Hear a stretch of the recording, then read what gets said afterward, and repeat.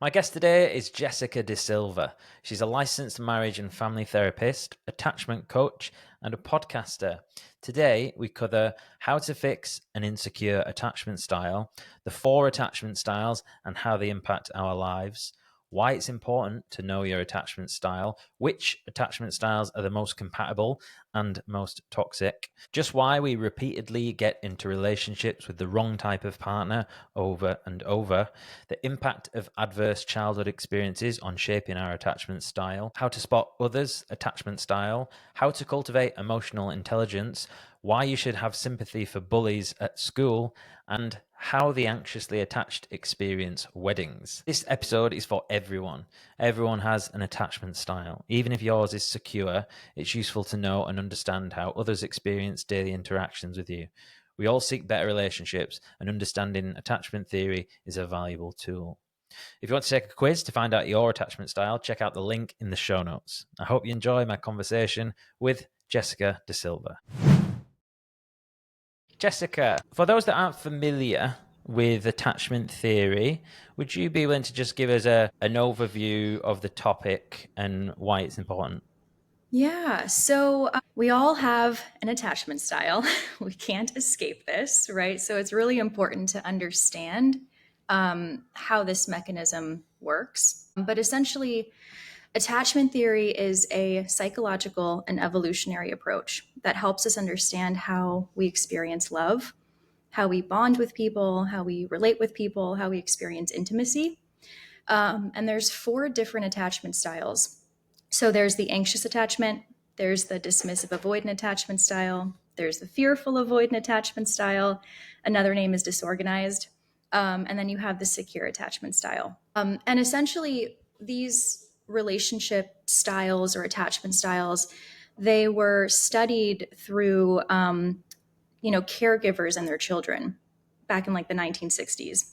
And what they discovered is that these attachment styles or relationship styles, they get carried into our adult relationships, which is why we kind of recreate the same similar dynamics that we experienced with our earlier relationship figures. So if we have insight around, how we're experiencing relationships and how we're experiencing intimacy, we can essentially have more control over these experiences and we can create more desired outcomes for our, emotional connections and intimate relationships.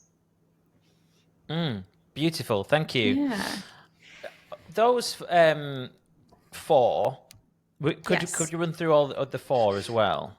Yes. So let's start with the anxious attachment style. So, the anxious attachments, people that have anxious attachment style often need a lot of closeness and connection in relationships.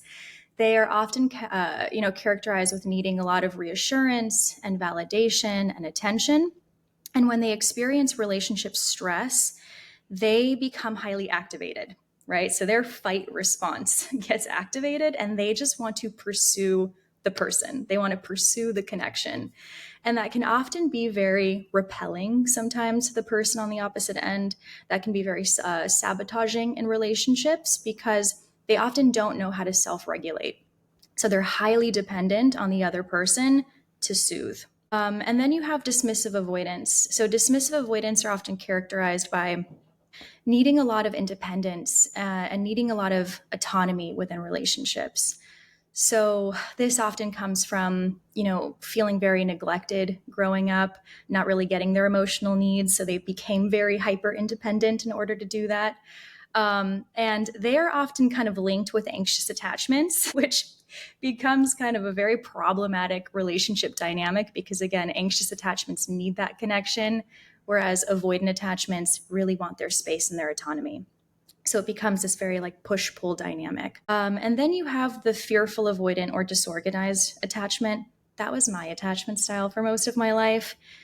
It's very complicated. It's very complex because you have both anxious and avoidant aspects to you.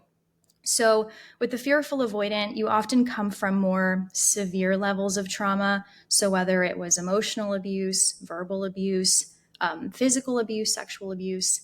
So what happens is that it's very unpredictable. Well, you have a desire for closeness, but you also have a desire for autonomy and independence. You're often very distrusting of people, especially your intimate partners.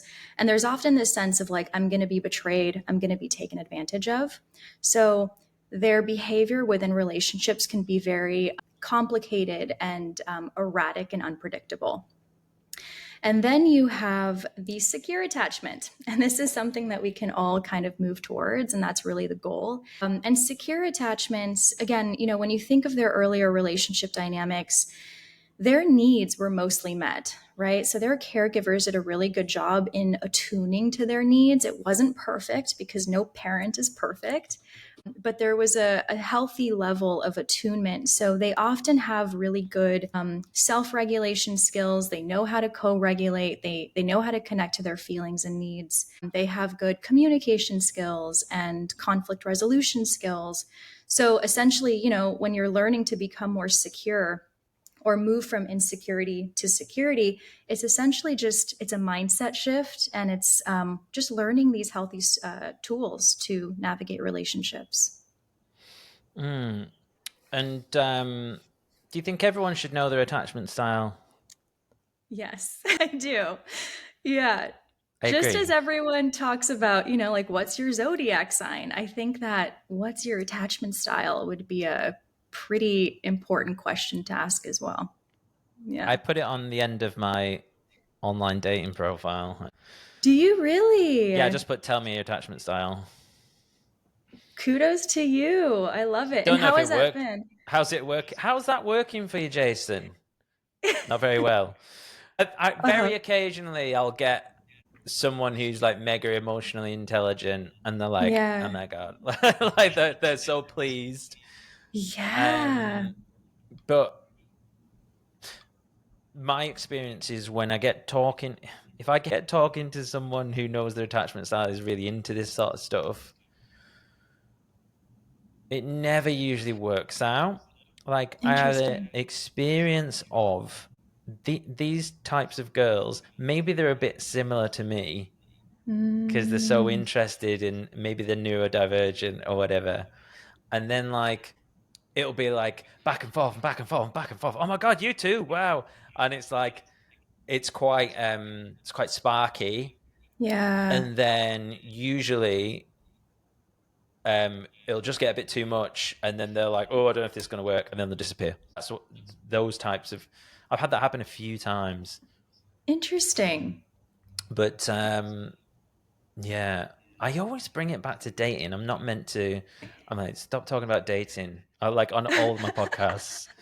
Like I had someone the other week was a relationship expert, and I'm like, I'm not talking about dating. This is relationships, and then it Right. turned into like this whole like coaching session around dating. Wow. But I think my intention with the podcast is to be like vulnerable and totally open Yeah. and authentic.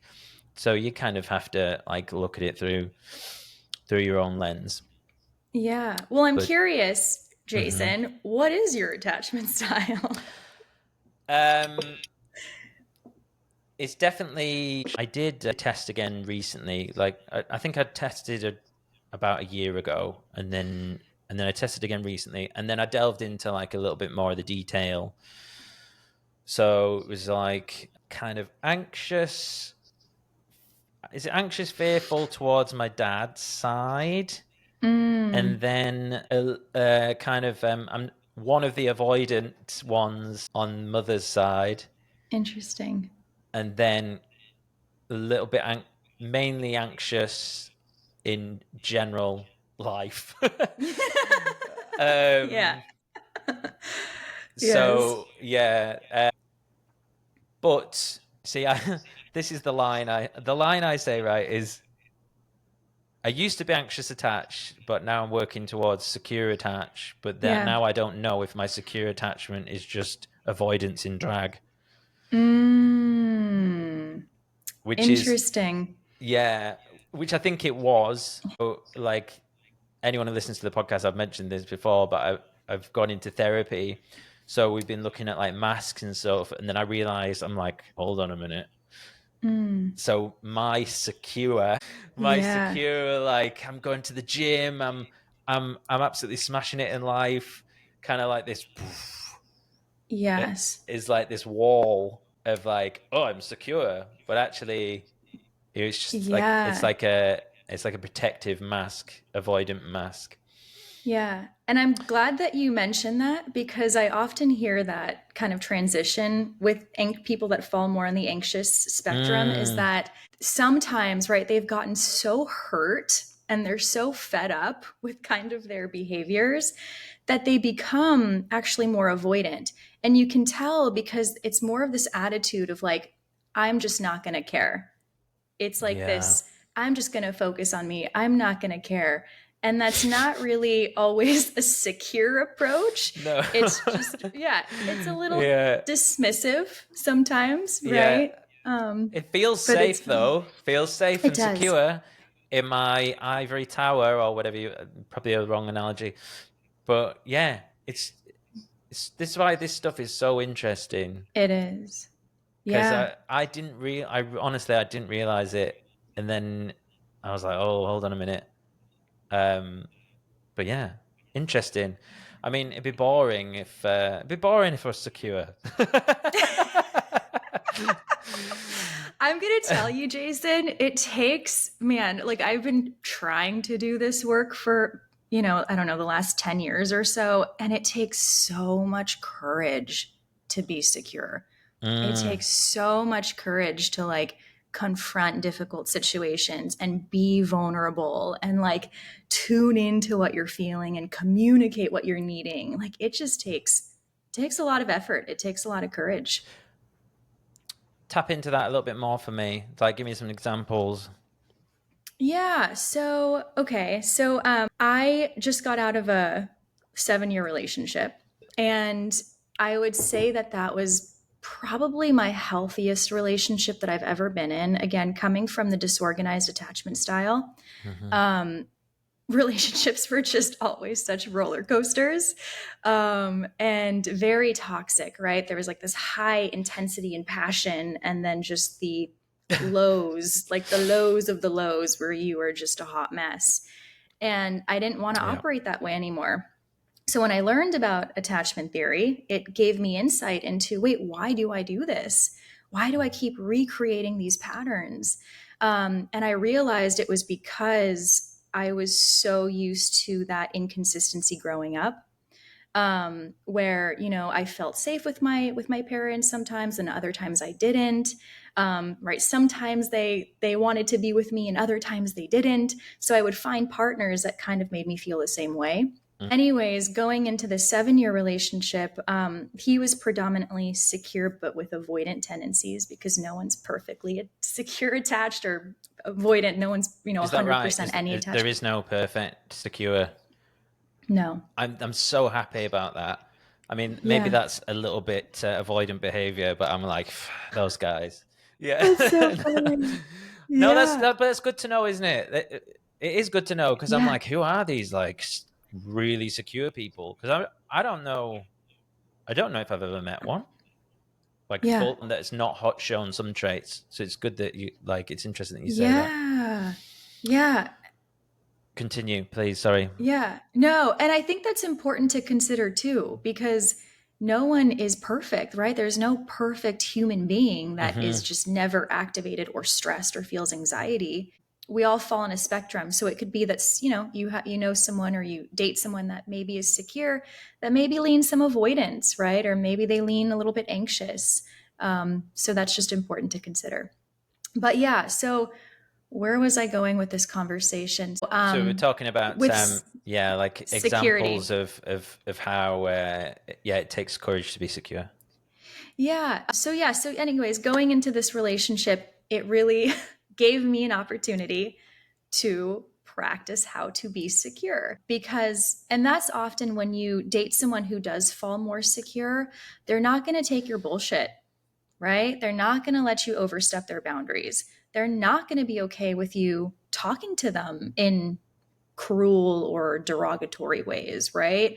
So when people kind of give you an opportunity to step up, it really does encourage you to, okay, wait, now I have to work on myself. I need to learn how to communicate properly. I need to be proactive versus reactive.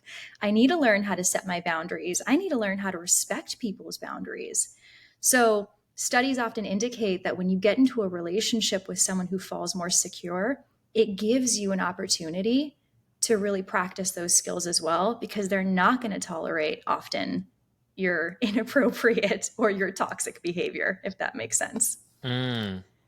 So there's hope for us, yeah, on the insecure side, that we can get with a secure, and and then they can kind of help us, or we can, Yeah. yeah, it's Yeah.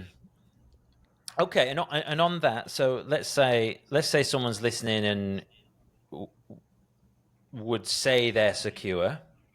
So let's look Mm-hmm. at those guys. I know I told them to fuck off a minute ago, but let's think about the secure people. So what about the secure people, and like they get with someone and then they're showing insecure traits?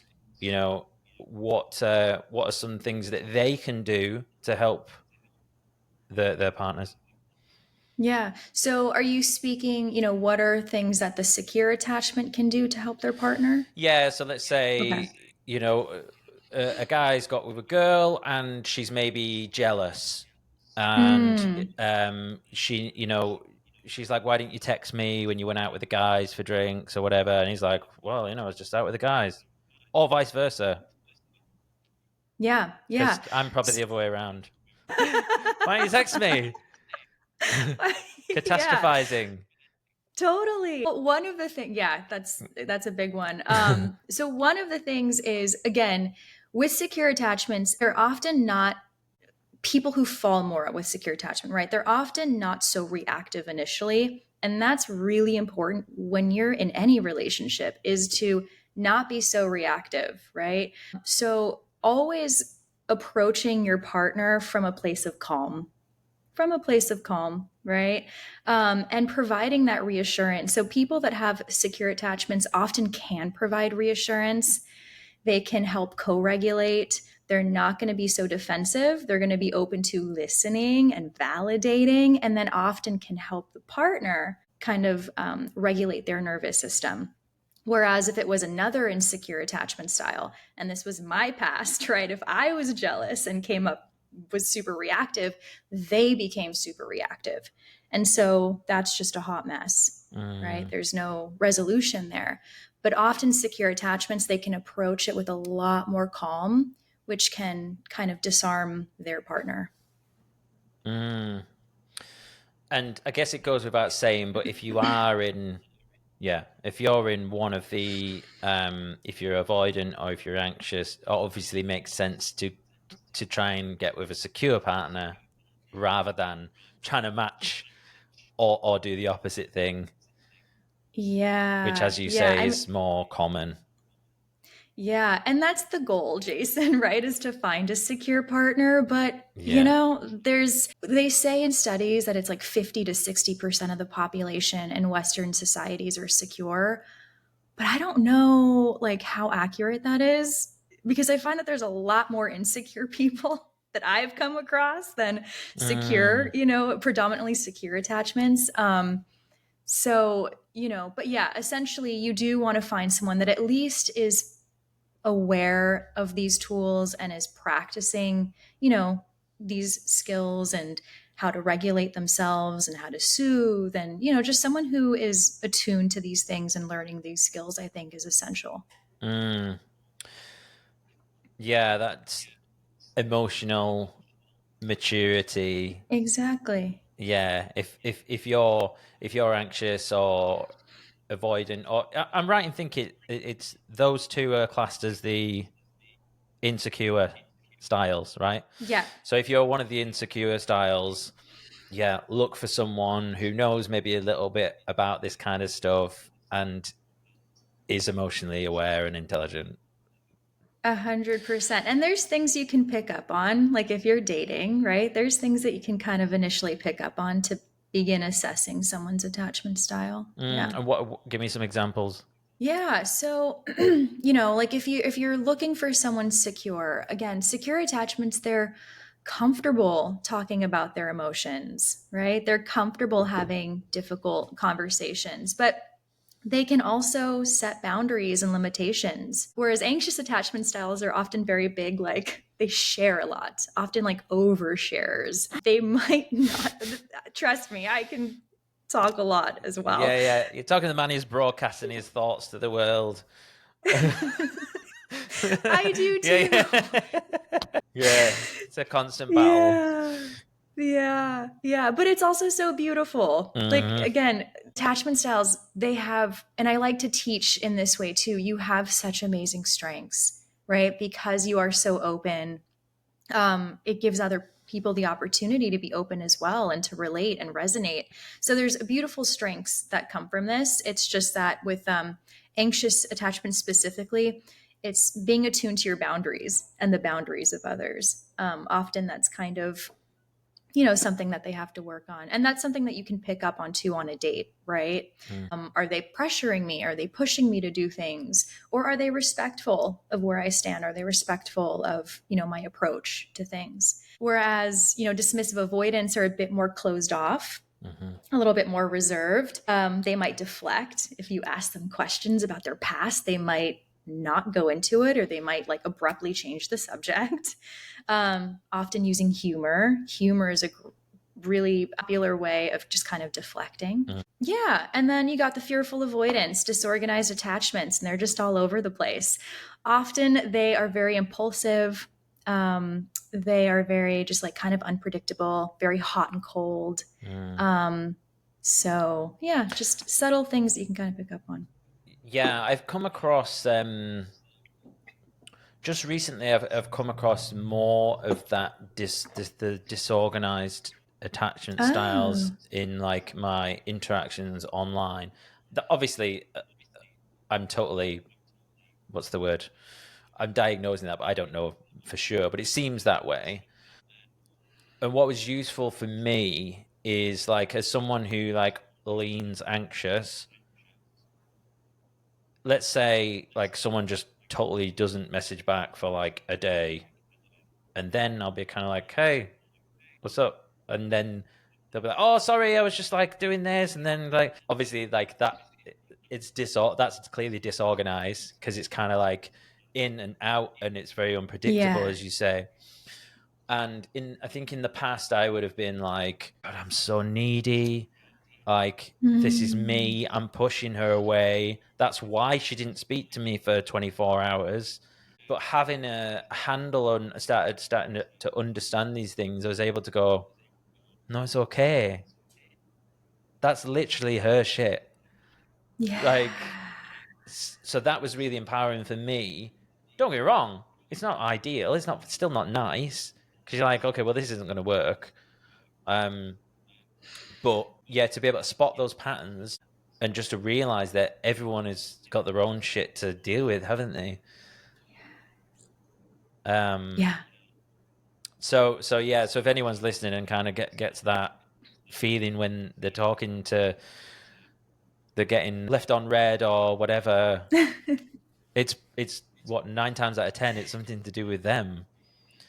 Certainly if 100%.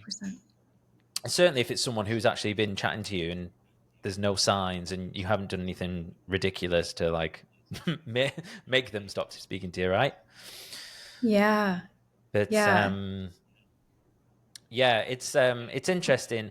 One of the things I wanted to speak to you about, so the general theory of attachment is that it's in utero to 18 months is like the big years where it's set. Is that correct? Yeah. Yeah. And usually, I mean, there's different schools of thought on this, but also like up to the age of 6, right? That's usually when, your mind is being shaped, it's being conditioned. So you're super susceptible to um, forming these different beliefs about love, about life, about relationships. So it's usually, it becomes kind of set in stone throughout those years. And then again, you're kind of reinforcing those belief systems throughout your life. So the key term there being reinforcing. So, because I was wondering, because this is something I've been doing in therapy, and it's like, Yeah. uh, so I'm right. I used to have, I probably still do, like, have this fear of being cheated on. Mhm. And I used to, but I would never verbalize it. It's probably the first time I've actually really like mentioned it. Like a lot of like my ex-girlfriends probably didn't know. Mhm. Um, and see, for me, like on maybe most guys and most girls, they'll go, "Oh, I'm jealous. I'm a jealous person," or guys will say, "Oh, I'm a jealous Mm. prick." That's like, and so there's like some shame attached to that, right? So then we don't share it because the last time I said like you were out late last night or whatever because we don't know how to communicate it. And Yes. then they're like, what do you think, and then it starts this argument off of like you're jealous or whatever. Where is it going with this? So yeah, so understanding like that anxious attachment again was like, oh, okay, right, this is a thing. It's not Yeah. my fault. It's Yeah. just I'm like I've got this fear of abandonment. Yes. And so I've been looking at this and like, like why is that? And it's obviously hard to go back and try and find out where it was. And basically I've got to the point where the furthest back I could get was high school. Mm. A couple of relationships, like very like early relationships, like silly like 4 week ones or whatever, where like apparently like this girl had kissed someone else, but it still hurt Yes. me. Of Yeah, course. and it sounds silly, Yeah. doesn't it? No. Um, yeah, well, of course, yeah, it isn't silly, is it? But without the knowledge around this stuff, like we can think that, like, that was just at school, but Yeah. so yeah, so I've been trying to figure out, like, Where? yeah, was it set in high school, or was there something previous to that that I'm not Yeah. cognizant of? Good question. It can be shaped. So it's usually often shaped within our earliest attachment figures. So mom and dad or whoever raised you. But it can shift with different experiences. So, you know, like your 4 week relationships, or I mean, I had those too in elementary school Mm, where, you date someone for a month and then they start dating your best friend and mm-hmm, everything's fine. And you're supposed, but it's super painful. And that definitely shapes your beliefs. It can be traumatizing. It mm, really can. But I'm curious for you, Jason, like, so when you think of anxious attachments, right, with their parents, one or both caregivers. So, what's often seen is that they didn't really meet your emotional needs. Um, they were kind of inconsistent. They were inconsistent with meeting your emotional needs. So, sometimes, they gave you the attention. Sometimes they gave you that reassurance and love. And other times they didn't. Maybe because they were dealing with their own emotions. Maybe they had their own anxiety they were dealing with. And so you were often felt like, oh man, when am I going to receive this love? When am I going to get this attention? So mm, then you often go into meeting their emotional needs. Well, if I can make mom feel better, if I can make dad feel better, then they'll love me. Then they'll give me the attention that I want. So it's often with anxious attachments, one or both parents were kind of going through their own attachment issues or own anxieties where they felt kind of neglected and felt like I have to fix them. I have to be there for them. Therefore, I need to neglect my own needs in this moment. mm. I don't know if you experienced anything like that. Yeah, and obviously, and it's worth like putting the caveat in here because I think sometimes when we talk about trauma and yeah, childhood trauma and things like that to the wrong person, like it might seem like we're trying to blame, but it's worth saying that that's not what it's about because No. it's don't be wrong, in some cases someone's been through some horrific trauma and the parents are to blame, if they've literally abused them verbally or physically. But like you say, it's how we responded to it So it might have been something Yeah. really small, right? So like Mm-hmm. really small, but just because of the way we are and how we reacted to it meant that it becomes like this thing that starts to shape Yes. us.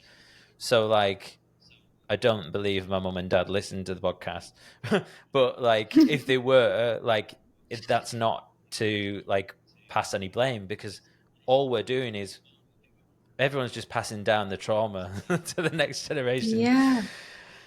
And like you and I are in this new time where this stuff is becoming common knowledge, and we can find it like through like amazing resources like your Instagram page, and this podcast and like other Mm-hmm. things. So yeah, I just wanted to add that in there because I worry sometimes that the Mm. older generation might think that like millennials are trying to like blame them all the time for like, oh, Mm. this is my trauma. Yeah. That's my mom. Is She's it? like, you just, yeah, she's like, oh, what else did I do? How else did I traumatize you guys? Yeah. Yeah. But yeah, I think you're right. That sort of inconsistency. And I mean, look, if you have like two parents who are working Mm-hmm. full time,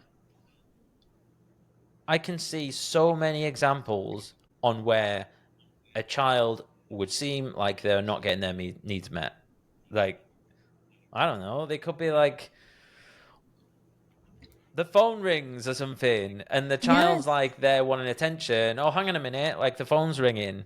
And who knows? Like, it could be something like that, right? Yes. So A hundred it could be percent. something that you Yeah. just didn't even think about.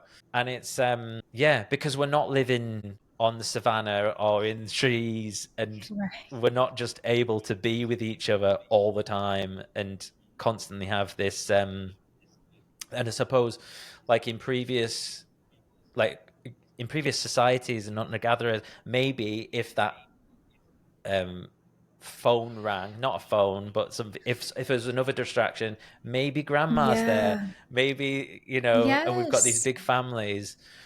So yeah, I'm kind of like going on a little bit of a ramble here, but I was kind of like, I got an interesting insight into like, okay, yeah, Yeah. that's kind of Well, why. that's how common it is. Yeah, like my mom, she had three kids.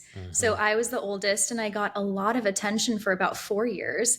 And then both of my sisters came like 1 year after the other. Hmm. And all of a sudden, all this love and attention that I was receiving was gone, right? Because she was distracted with being a single mother, working full time. My dad was out of the picture for a while. Hmm. So, of course, she couldn't tend to me. Like, of Yeah. course, she couldn't meet all of my needs. So, you end up, and I'm glad you brought this up because, yeah, you end up forming a lot of compassion and understanding Hmm. for why our parents could not attune to our needs perfectly all of the time. Hmm. It's just unrealistic to kind of expect that nowadays, especially nowadays, right? Where there are so many distractions and expectations. Yeah, and I think like, I mean, I don't have kids. Do you have children? No. Yeah, and like, just I mean, like, just like this thing, like your phone. I Yeah. I, I think about, yeah, you see other parents, don't you? And the mum's on the phone, and the kids there, kind of Yeah. like trying to get attention, and then so yeah, it's Yeah. I mean, I guess we're starting to see some of the effects of that with this generation, right? Mm-hmm. Where Which is, go on. yeah. Yep.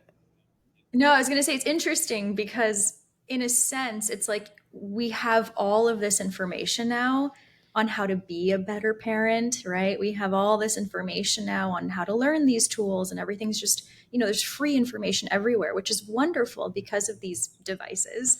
Hmm. But at the same time, it's also such a distraction as well. Yeah. So, yeah. Yeah, it's here to stay, isn't it? I suppose it's just managing that. But like, I suppose for you and I at the moment, if we get addicted to our phones or whatever, it's just us. It's messing up. It's not messing up anyone else. My God. And it adds to the anxiety, Jason. Like, holy moly. It's I hate it. I personally hate it. I What really do. It makes me social so media, or anxious. just the idea of Yeah, just the social media, and then you have all this access to what people are doing, and then you're tempted to want to see what they're doing, and hmm like who did they follow and who did they talk to? It's like it's just it's just unnecessary, and I don't think we're supposed to have this kind of access and no, information. I don't think it's helpful no. at all. Yeah, like in the last few years, like Instagram is just like for me, yeah, it shapes so much of how I feel throughout the day, which is wild. Yeah.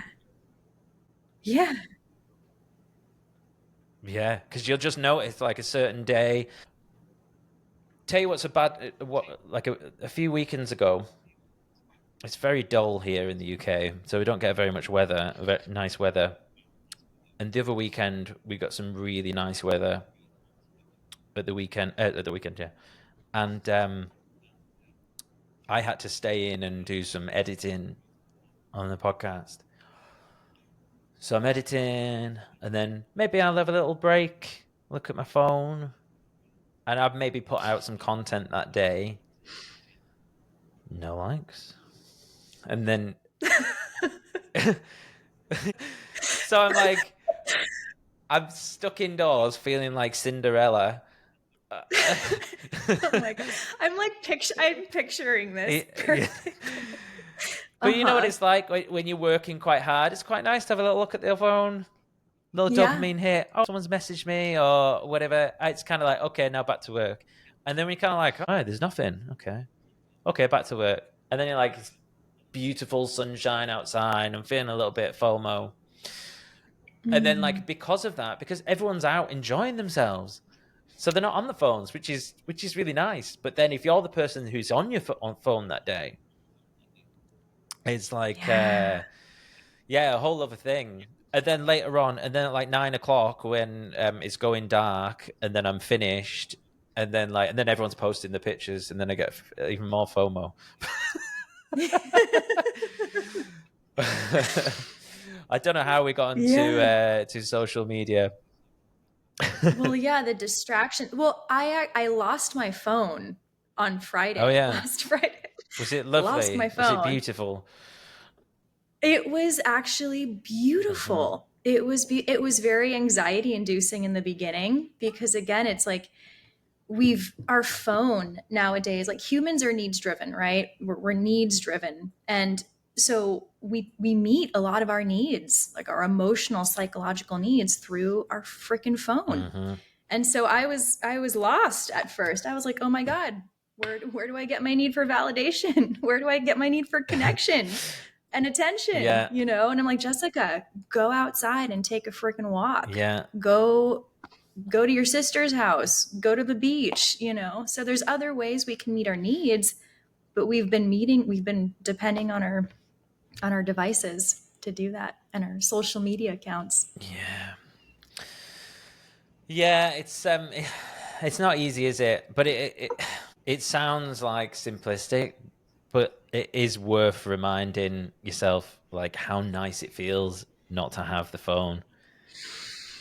It's like, yeah, just like I think like if you can do like maybe like at least 3 hours, like maybe Mm, 3 hours once a week of just like whether it's a walk or anything else, we've not got your phone, and just yeah. you like do decompress. And Mm, I suppose it depends as well on how like attached you are to the device as to as to how that hmm. time works out for you. But for me, like as someone, I do use my phone a lot. Like I feel like 3 hours is about right to kind of there's like the initial kind of like, oh, where's it at? And then Well, until you yeah. realize it's not there, and then you kind of like you're able Wow. to just enjoy it. But yeah. Yeah. So how did Yeah. talk to me about your work in a practical sense? Like how do you get interested in attachment theory, and like what led you down this journey? Yeah. So my background is in marriage and family therapy. And I was doing therapy for a few years. And I want to say, like, it was in grad school that I learned about attachment theory, but we touched on it so briefly that it's interesting. But I kind of delve further into attachment theory again in that 7-year relationship and in just, in my practice in general, because I was noticing, okay, there's a lot of repetitive behaviors here. What is going on? Like, why are we repeating these relationship dynamics? So that's when I, started reading more about attachment. Of course, there's the, famous book Attached by Amir Levine that I know I highly suggest for people to start with that. Diane Poole Heller also has amazing resources on attachment. Um, and anywho's, so through that, just understanding my own relationship dynamics, right? How do I break my own patterns? Because I want to keep this healthy relationship. I don't want to, revert to my old ways of operating. Yeah, and it was really from there. And so I started my coaching practice because therapy is beautiful. I mean, I work with my own therapist, but it's very process oriented. You can kind of stay in therapy for years and years and years, which is wonderful to have that kind of support. I'm much more like problem solving, action oriented. Like, I know what my problem is. Tell me what to do now to change it. I don't want to focus on my past too much. Like, I just want to learn the tools to create these new habits. So, coaching is a bit more action oriented in that approach. And that's how I went into that space specifically. Okay. And what about partners who partners have access to each other's phones? This is something I've been thinking about. And they like they both have access so they can just check that nothing's going on. And like I've seen this a few times and it's kind of like, yeah, it's because we're so trustworthy. And like we just give everyone we just give them both access and they'll kind of be on each other's phone. And I'd seen it in like a couple of relationships and I was like, oh, that's a bit weird. Like, yeah, I just wondered if you've come across Yeah. that and like what's going on there. And yeah, is that a bit of a red flag? I mean, it doesn't have to be a red flag if both people have consented that that's okay. Mm-hmm. Then that's fine. Like, I've seen that kind of, I've seen that agreement in some relationships, and both people are essentially pretty secure enough that they're like, yeah, I mean, you can access my phone and have my passcode, that's fine. So I think it really depends on the context. Whereas if it's more of like a forceful experience, like, I need to have your phone to check it to make sure that you're not cheating on me. Like, what exactly is the intention, I guess? Mm-hmm. Is it just that we have access to each other's phone in case of emergency, or, just to have access to it, Mm-hmm. right? If my phone isn't around. Mm-hmm. But if the intention is to like snoop and, see what the other person is doing, then that's where it's coming from, more of like the insecurity and the fear, Yeah. and can be more Like harmful. I like my past relationship, like my girlfriend, she had like a thumbprint on there just so she could use it, but it wasn't like she would go through it. So and that worked actually really well because I had nothing to hide, so it wasn't an issue. Yeah. Um, but yeah, I've just seen it sometimes where like the partners are always on it, and I'm like, hmm, like yeah, it seems like Yeah. a bit much. Yeah. They're like, oh, they're trying to Yeah. like portray it as like it's all about trust, but yeah, there's some But slight yeah, uh-huh. strange behavior going on. What would you say snooping is? What's the like? I guess it's anxious, isn't it? Falls Yes. into that. Yeah. So often, yeah, like when I see more of, or when I work with clients, for instance, Mm-hmm. right, who have more of the anxious attachment style, they're usually the ones that are more inclined to snoop, because again, they need reassurance, right? They need a lot of reassurance. So one way of reassuring would be to look in the phone. Mm, So it could be that if you're, if you have, friends that are like this and they fall more on the anxious spectrum, they might want access to the phone in order to kind of meet the need for reassurance. That could be something too. mm. And like when you're working with what type of clients do you work with? Is it mainly just one on one? Like is it a mixture? Yeah. One on one, but I do work with some couples too, but it's mostly one on one. How does Yeah. that work with the couples? That's interesting. I know. It's very interesting. It's very interesting. I think it's actually probably best that couples work together because then they both are on the same page about what is going on, Mm, right? So if one person is implementing these tools, the other one's more receptive to it because they know that, okay, we have to do this yeah, in order to make the relationship work. yeah. So being on the same page is really, really helpful. Mm. Yeah. And what are those the sort of the tools that you would recommend for like the typical couple that maybe they have like the sort of like very common issues that you might see, such as jealousy. I don't know, fill in the blank. You know more than me in terms of, yeah.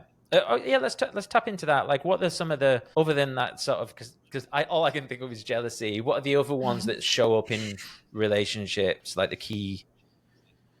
Yeah. Well, yeah, I mean, jealousy is a really big one, but it's often, again, it's always rooted to the fear of abandonment, right? It's often rooted to the fear of abandonment, or when anxious attachments aren't getting quality time, or they're not getting attention, or, they're just not getting the connection that they're looking for within relationships. It can be very triggering and activating for them, which causes them to become very like excessive in Mm-hmm. relationships and very demanding in relationships. And that's when their often avoidant partner tends to pull away and tends to need a lot more space and becomes a lot more dismissive. So that's usually when they come to therapy or coaching, is to kind of navigate that dynamic. But, what is really helpful is for them to understand their attachment needs. Mm, So not just, why they are the way they are, but also what they're needing to feel safe and secure in relationships. So, anxious attachments, again, they have psychological and emotional needs for connection. I want to be in tune with you. I want to know how you're doing. I want you to ask me how I'm doing. Like, let's talk about our emotions. Let's connect in that way. Let's spend time together. I want to feel like you're really tuning into me, and vice mm, versa. Avoidants want to feel understood. Avoidants often want to feel understood. They want to feel respected. They want to feel like they are good enough in relationships. They want to feel seen. They want patience. They want kindness. So, again, it's just kind of really understanding what their individual needs are and finding ways to meet in the middle ground, right? How can we both attune to each other in this way? mm, And sometimes it works and sometimes it doesn't, right? Sometimes it's not enough for each other. Sometimes people aren't capable of meeting the needs for the other person. And other times, they try, they take the steps, but I'm going to tell you, Jason, it takes a lot of work. mm, When you are in a relationship with someone that's operating from very different needs, it's like you are learning a new language. You're learning a new language. So you're not going to get the words right. It's going to take a lot of time to become fluent. You're going to need, reminders. You need a lot of patience from your partner. It requires a lot of work, but it's doable. mm. And what about? I'm just trying to think like of an example where, like in my last relationship, I would say because I'd not really done much work, but my ex partner had done a lot of work and Mm. was more attuned with like emotional intelligence and sort of like and I would feel at times like um a little intimidated by like not knowing, if that makes sense. Mm. I just wondered like how can people like navigate those waters if they feel like at odds, if they feel, what's the word, like if they feel like their partner is like more ahead of them in the emotional intelligence thing, and then they can't, Yeah. I suppose educating them and doing this sort of thing um is the first step, right? Yeah, that's exactly right. I think it's, acknowledging it, acknowledging where you are, seeing it as an opportunity to, okay, wow, this is something that I want to learn about. This is something that I want to explore more within myself, right? So often when I work with people that have avoidant attachment, they are very like logical, but they're not so connected to their emotional world. So in doing, coaching sessions with them, it's really just helping them begin to identify, what am I feeling? Mm, Why am I feeling this way? Ooh, what do I need to feel better in this moment? So once they start to develop a relationship with their feelings and needs, that's how they start to become more emotionally aware. And if they cultivate that language with themselves, they can better communicate what they're feeling and needing with their partner, as opposed to just running away mhm. or self soothing. They can actually begin to connect and co regulate. So I always tell clients, like, if you can learn anything, begin asking yourself those three questions. What am I feeling? Why am I feeling this way? What do I need to feel better? What would make me feel better? Mm, It's so important. that's a good one. Yeah. That last one. What do I need? And Yeah. yeah, I suppose it's probably sometimes the first thing to go out the door for a lot of people. They don't really consider it because they might feel guilt or Yeah. Or Jason, I mean, this might be totally sidetracking too, but rather than connecting to their feelings, they just go to their phone, mm, right? Oop, feeling uncomfortable. Let me just distract. So there's no way to cultivate emotional intelligence if you're resorting to distractions immediately, right? yeah. I suppose as well, like having a mindfulness practice or some form of meditation as well is going to help with that. Yeah. Like to people who maybe haven't heard that before, they'll kind of think, "Oh, really? Why?" But it's like that being able to notice that space where here is a feeling I don't like, and like you say, pick up the phone, because how many Hmm. people will do that and they have no idea that they're doing it. I would Yes. ascertain that it's probably the majority of people. Because I I even do Yeah. it when I know I'm doing it, and I'm like, like I want to pick up my phone. Then I get like a little fear, and I go, little discomfort there, Jason. What's all that about? And I Yeah. go, fuck off. I'm still picking it up. Yeah. Yeah, it's just easy. It's easy. It's so easy and convenient. That's why I said, learning to become secure, it just takes a lot more work. It takes a lot more effort because you're changing these habits. Mm, Um, you know, it's easy to just pick up your phone and distract yourself and make the feeling go away or suppress the feeling in that moment. But to ask yourself those questions and sit with your feelings and try to meet your needs in healthier ways, I mean, that exerts a lot more energy yeah, I from you. suppose like yeah, uh, working towards secure attachment. I suppose you could actually. It's like 1,000 new habits to learn, isn't it? So Yes. or 1,000 different jujitsu moves or whatever. Like, what am I going to do in this scenario? Yes. I get this thing, so okay, right. I need to learn that one. Okay, and that's a little.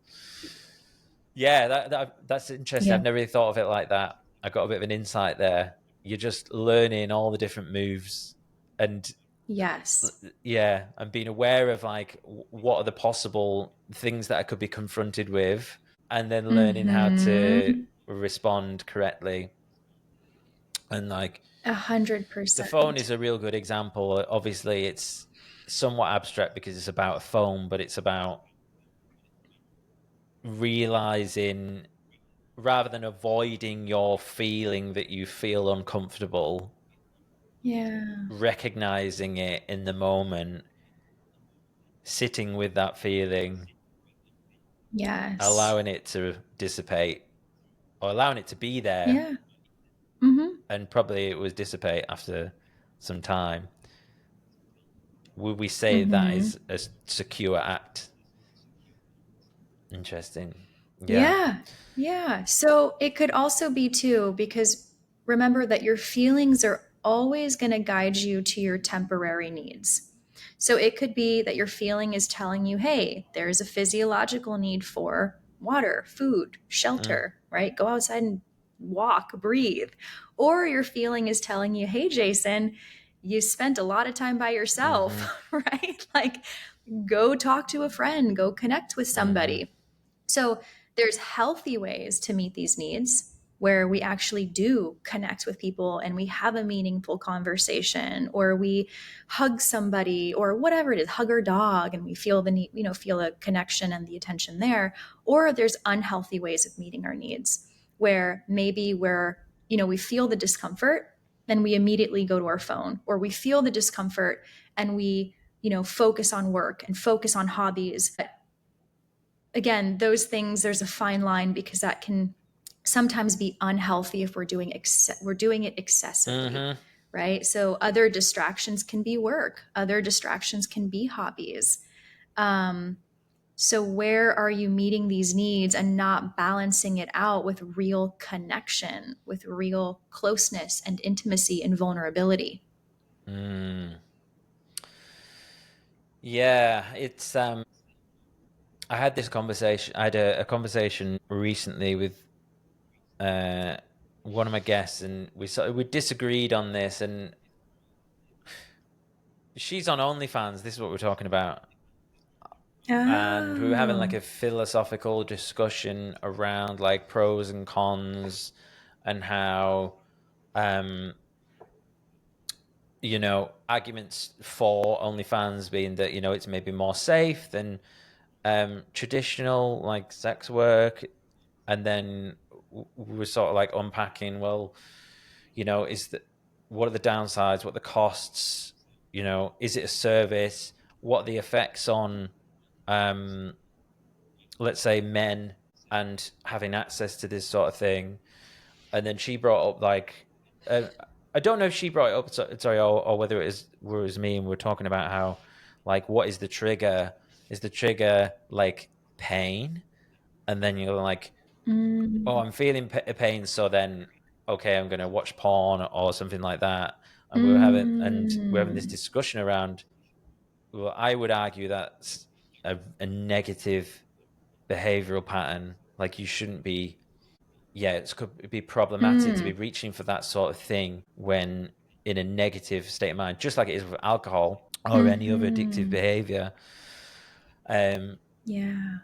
and yeah, it's just weird. I mean, obviously, it's slightly abstract from what we're talking about, just but I feel like it links into what we're talking about in honoring the emotion Right. rather than Right. rather Yeah. than like constantly going for the distraction.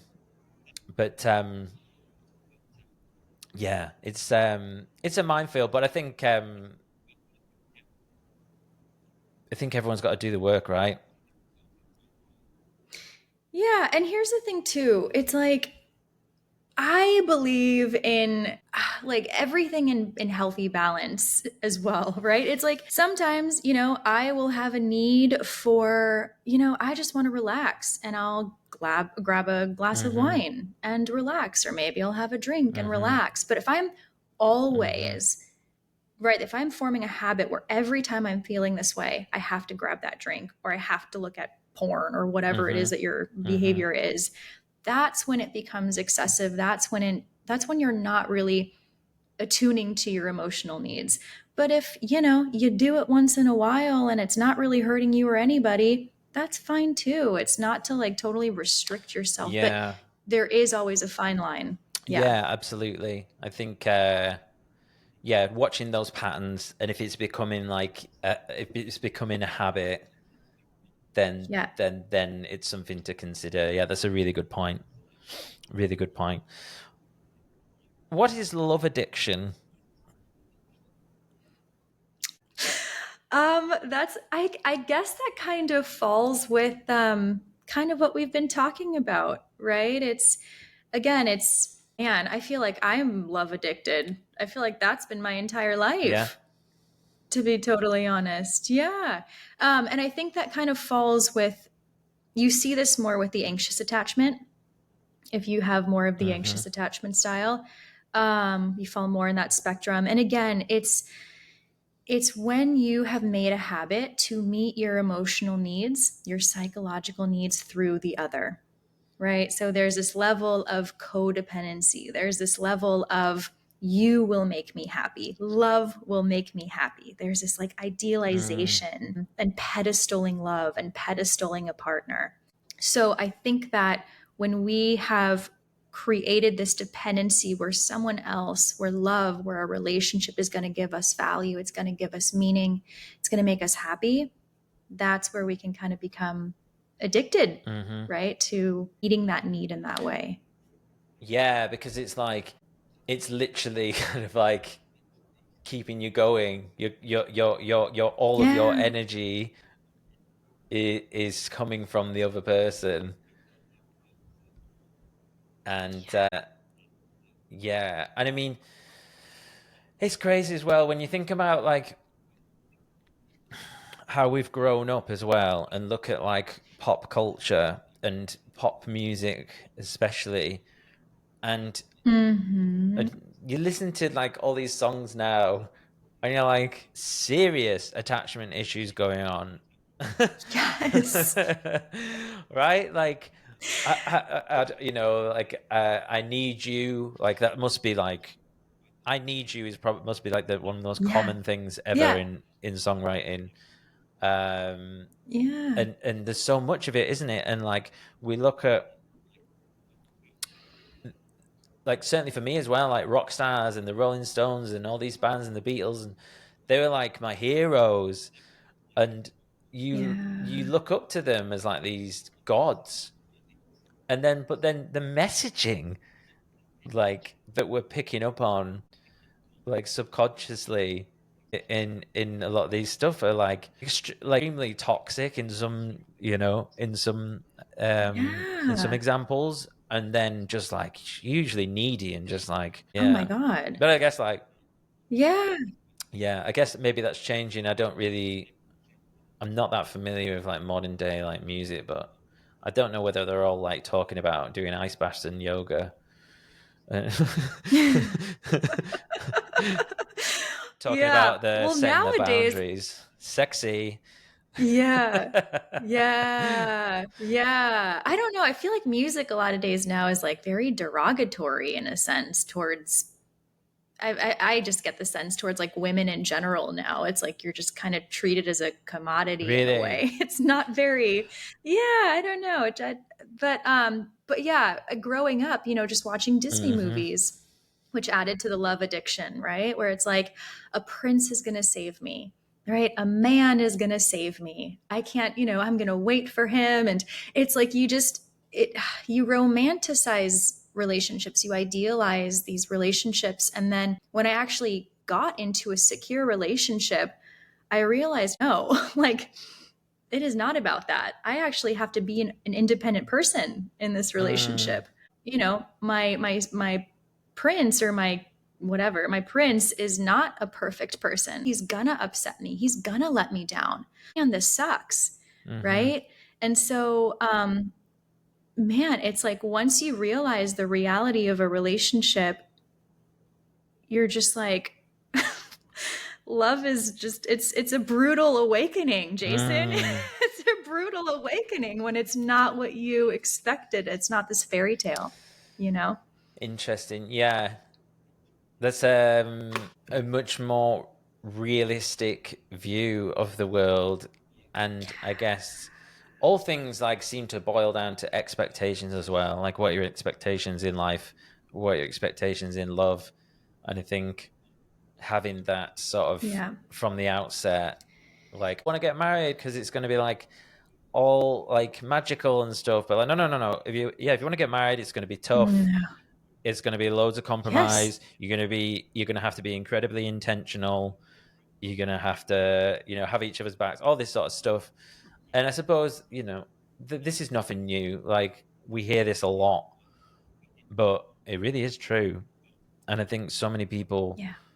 fall into, like I say, this love addiction, this like, because it's so it's such a rush, isn't it? Like if you are on the insecure attachment style as well, Yeah. um yeah, It's well, they say love is a drug, right? Yeah, I actually made Did a you? poem back when I was 16 years old. It was love. Yeah, I was like, "You are my drug." I think it was titled "You are my the drug I love to take." The drug I love to take. Oh, bless you. Yeah, so I feel ya. What about loneliness? Like how do the different attachment styles like respond to loneliness? Mm, yeah. I feel like loneliness is such an epidemic, even more now these days. Um, yeah, I feel like there's been a huge shift in that. But, often, again, avoidant attachments, right? If you're fearful avoidant or dismissive avoidant, they're often pretty comfortable with the Mm, loneliness, right? So, they like to be on their own. They like their space. They like their autonomy. So they're often pretty comfortable in that place. Whereas people that fall more on the anxious spectrum, or if you're fearful avoidant, leaning more anxious, loneliness can feel very difficult. It's very challenging because, again, you have more of a need for connection and closeness and proximity. So it can be a lot more challenging for those of us that have more of the anxious attachment. mm. Yeah. Yeah, I Yeah. can it's interesting you were saying that and I was thinking about I was like I quite like being on my own and then I'm like but then there's the other times when I'm like Yeah. and then I'm like oh yeah Yeah. that's that anxious avoidant dance Yes.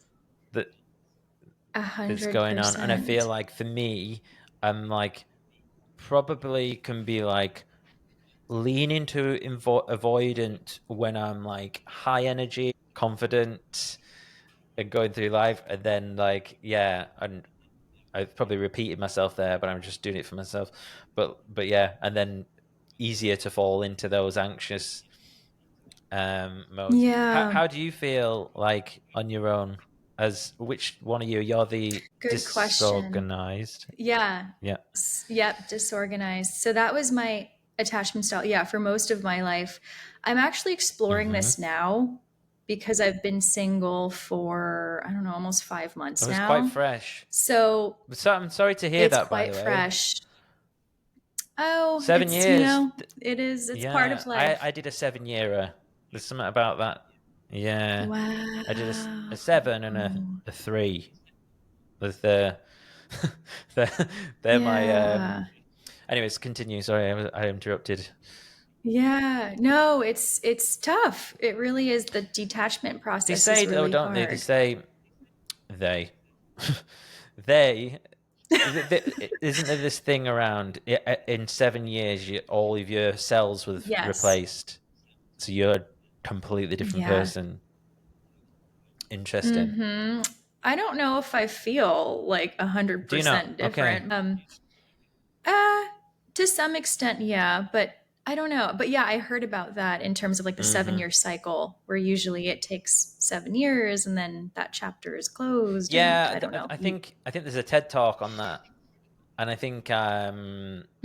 there's one that talks about how your cells changed, and I think there's another version that's a bit Yeah. more kind of pragmatic and just like we just seem to go through these cycles in life, like Right. they talk Right. about the bullies at school when they come out of school, they go from being top status to like the lower, like Oh. that they usually struggle because they come out as Yeah. they've gone through school having all this status and kind of and yeah and then they leave and then they've got nothing, like all their status is just taken away from Yeah. them. It's true. I've Yeah, seen that in and some then how people. many people do you know the other end of the spectrum who are like really quiet, shy, Hmm. geeky, intelligent, and then they go to uni and then like they're just like Hmm. they totally just take off and then they start to get more confident because they meet people like them. And then like Mm. but then the beautiful thing is it crosses over again. So like they say that like the bullies who Yeah. maybe had 7 hard years then they like reinvent Mm. themselves you know, when they're maybe in their mid-20s, Yeah. and then they're kind of like they've had time to reflect. And um I like that approach. I haven't heard yeah, it in that it's way. so Yeah, that's interesting. beautiful. But I'm so fascinated Hmm. by that. Like I know you know, a few people from school who are kind of like the sort of like the bully types, and like, and I see them about now, and a lot of them are like totally different people. And I sort of like, I almost, you know, I kind of want to talk to them. Like, I feel bad for them because I think people will always think of them as the Mm, bullies. Do you know what I mean? Like, and obviously, yeah, you've got to feel bad for the people who were bullied as well. Like, that's obviously, but no one talks about actually. What about the bullies? Like, right. they've like, Yeah, I no. know that Right. like they were dickheads at school, but they've probably had some serious trauma, and then they're like, and they'll have had Hmm. like the rest of. Actually, something I was in the sauna the other day, and this guy comes in, and I was like, "You all right?" And he's like, "Yeah, yeah, good, yeah, feeling quite smug." I'm like, "Oh, right, what? Why?" And he's like, "Well, someone who was one of my bullies at school just found out he's gone to prison." And I was like, "All right," and he was like. And I didn't know what to do with that information. And I was kind of like, what, are we, like celebrating? Like, it just sounded like really sad to me. I was like, oh, wow. Right. He's gone to prison. And then I saw him like going, I think this kid was like pretty neurodivergent. And I seen him talking to someone else, just like this old lady in the pool. And she's like, oh, that's good.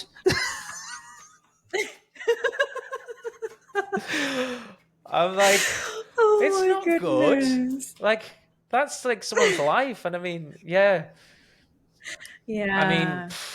Yeah. yeah. I'm not going to get many people onto this, are they? Like, sympathy for the bullies. Yeah. I won't get making any t-shirts Yeah. yet. Yeah. No, but coming from an attachment lens, right? It's again, it's how are you relating to people? I'm sure those bullies probably have insecure attachment styles because of, how they were treated and how they learned how to relate to people and get their needs met. I have to bully people and be mean to feel validated, right? So it's again, it's you can kind of have compassion that we're all human and we're all just trying to get our needs met. And a lot of us did not learn how to meet our needs in healthy Mm, ways. But as an adult, it is your yeah, responsibility, right, to learn to meet those needs in healthier ways. absolutely.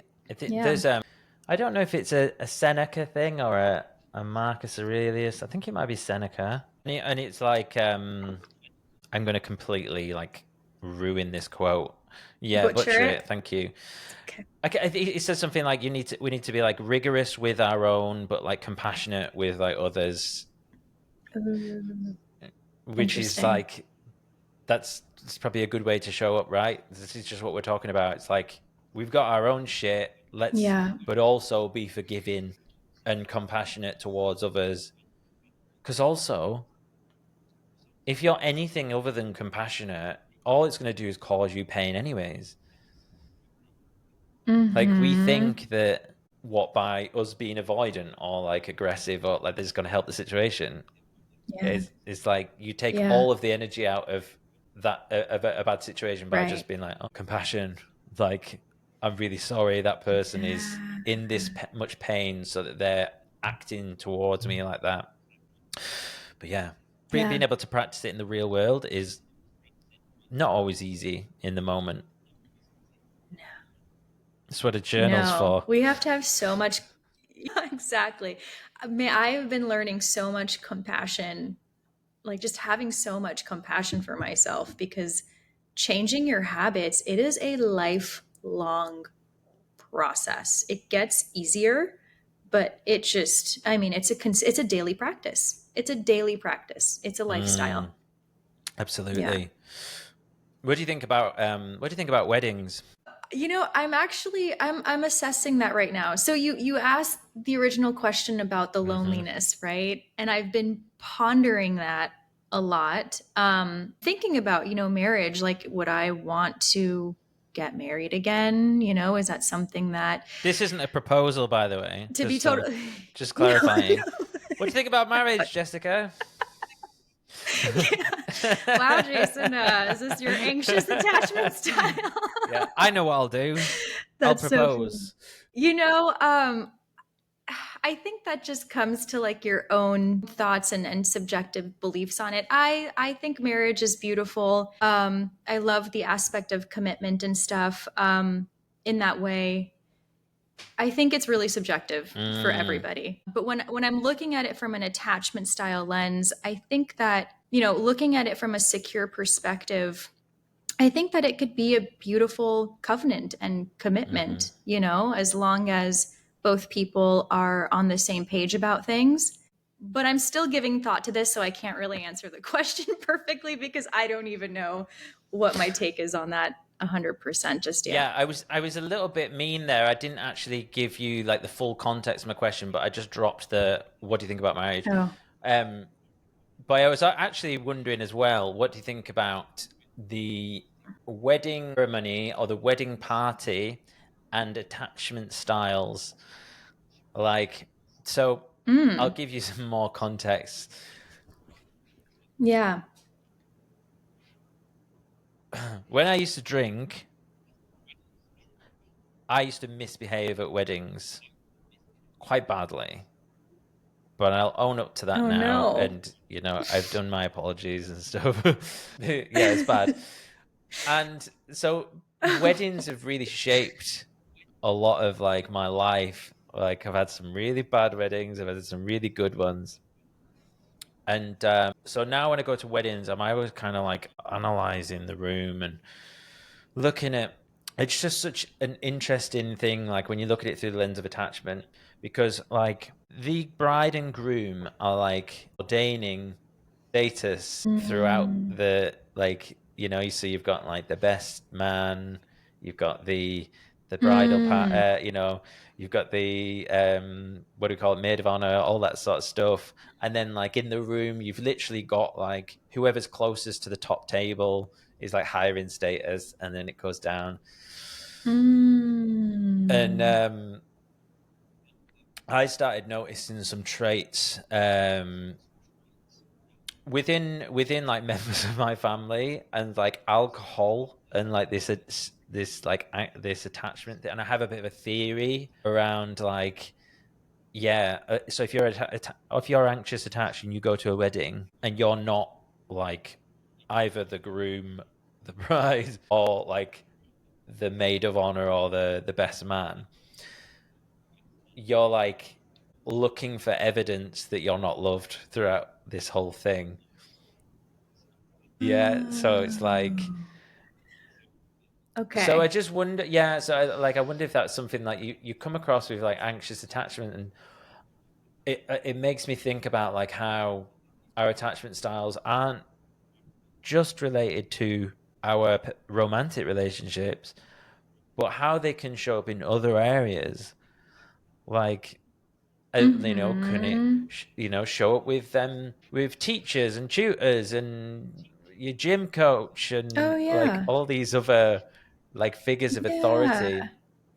Um, yeah, I just found it interesting, and as someone who has that like response to things like weddings, I think to myself, I'm like, oh my god, like if I ever get married, I wouldn't want to like do that to anyone. I wouldn't want to like say, hey, this is the person like I love the most, or like, do you know, like out of your friends. So I'll end up like just inviting everyone. Everyone could be a groomsman. That is It so is, funny. yeah. Try Yeah. living it, but Yeah. Yeah. Yeah. So that's an interesting. Okay, so if you put it in that context, so again, it's your perspective on the Mm, situation, right? So if you have more of the anxious attachment, I can see how you would be overly concerned, right? Because anxious attachments are overly concerned about how other people are going to feel. How are they going to feel? Are they going to be mad at me? Are they going to be hurt? Am I going to hurt their mhm, feelings? So if you pick one person, anxious attachments are going to experience a lot of anxiety around, oh my God, are other people going to mm, feel sad? Right. So it's this. there's a lot of overthinking and a lot of worry with that experience about how other people are going to feel. Avoidant attachments, honestly, like, I don't think they give much thought to it. When it comes to weddings, they're usually like, I don't want to deal with this. So again, they're just more, problem solving, logical with things. I don't think they really think too much about the emotional aspect of that.